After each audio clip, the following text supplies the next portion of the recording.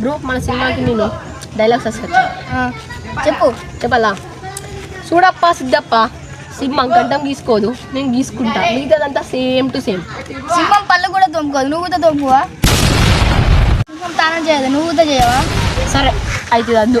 సరే ఇంకోటి ఎలా చెప్తున్నాను బ్రో, ఫ్లూట్ జింక ముందు కానీ సింహం ముందు అంటే ముందు కొడుతుంది వెనకాల ఊదొచ్చు కదా.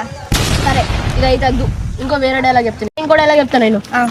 సింహం 4 అడుగులు వెనకకేసిందంటే 10 అడుగులు ముందుకు దూకుతుందని అర్థం. అంటే 4 అడుగులు వెనకకేస్తే నాకు చెట్టుంటే సింహము 4 అడుగులు వెనకేసే 2 అడుగులు ముందటికైతే టైం సేవ్ అవుతుంది బ్రో. భయపడిన సింహం నుంచి వచ్చే శ్వాస గర్జన కంటే భయంకరం.